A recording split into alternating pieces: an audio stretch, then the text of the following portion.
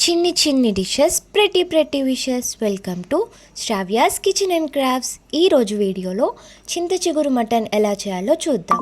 ముందుగా మనకు కావాల్సింది 1/2 kg మటన్, 3 పెద్ద సైజ్ ఉల్లిపాయలు, అలానే 3 పెద్ద పచ్చిమిర్చి, కొంచెం కరివేపాకు, కొత్తిమీర, ఒక మీడియం సైజ్ టొమాటో, ఇంకా కొంచెం కొబ్బరి పొడి, గరం మసాలా, కొంచెం ఎండి కొబ్బరి, జీడిపప్పు కలిపిన పొడి.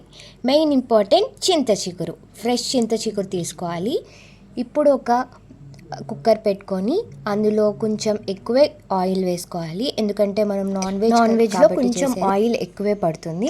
ఆయిల్ వేసుకున్న తర్వాత 3 పెద్ద సైజు ఉల్లిపాయలు వేసుకొని దాంట్లో కొంచెం పసుపు ఇంకా ఉప్పు కొంచెమే వేసుకోవాలి, ఎందుకంటే మనం మటన్ ఆల్రెడీ మ్యారినేటెడ్ ఉంది కాబట్టి ఇది వేగడానికి మాత్రమే మనం కొంచెం చిటికెడు పసుపు, చిటికెడు ఉప్పు వేసుకొని మంచిగా ఇట్లాగా ఆనియన్స్ వేగనివ్వాలి. గోల్డెన్ బ్రౌన్ వచ్చిన తర్వాత మనం కట్ చేసుకున్న చిల్లీస్, టొమాటోస్, కొత్తిమీర, కరివేపాకు వేసుకొని మంచిగా కలుపుకోవాలి. ఈ ఉల్లిపాయలు అనేది మాడకుండా చూసుకోవాలి, ఎందుకంటే మాడకపోతేనే కర్రీ మంచి ఫ్లేవర్తో టేస్ట్గా ఉంటుంది. కాబట్టి ఎప్పటికప్పుడు మనం చెక్ చేసుకుంటూనే ఉండాలి. ఈ ప్రాసెస్ అంతా ఇప్పటి వరకు నేనైతే సిమ్లోనే పెట్టుకొని చేసాము.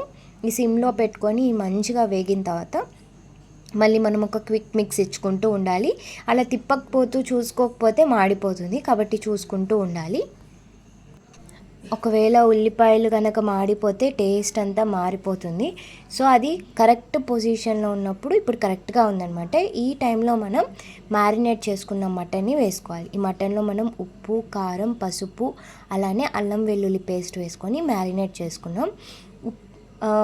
ఉప్పు, కారం అనేది మీ టేస్ట్కి తగ్గట్టు మీరు వేసుకోండి.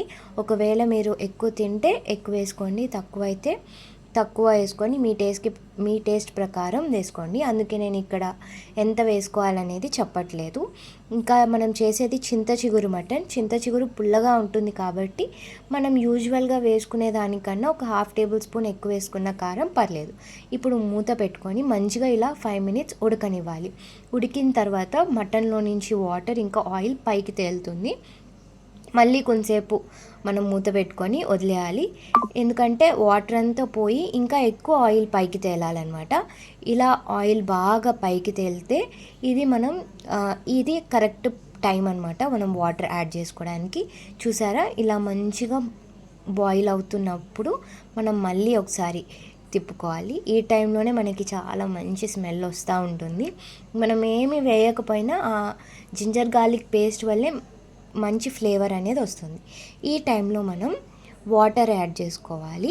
వాటర్ యాడ్ చేసుకొని, ఎందుకంటే వాటర్ ఎక్కువ వేసుకుంటే మనకి పీస్ అనేది మంచిగా బాయిల్ అవుతుంది, అలానే గ్రేవ్ కూడా కొంచెం ఎక్కువ వస్తుంది అనమాట.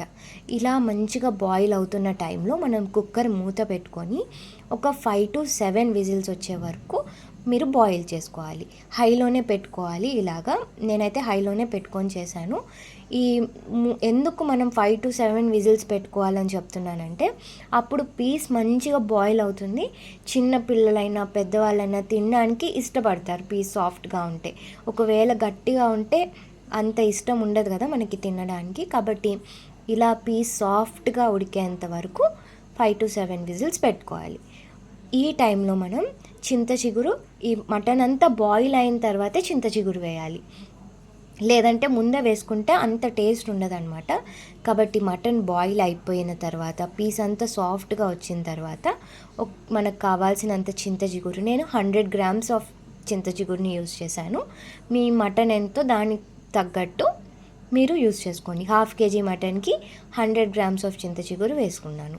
ఇది తర్వాత దీంట్లో కొంచెం కొబ్బరి పొడి, ఇంకా జీడిపప్పు పొడి, అలానే గరం మసాలా కూడా యాడ్ చేసుకోండి.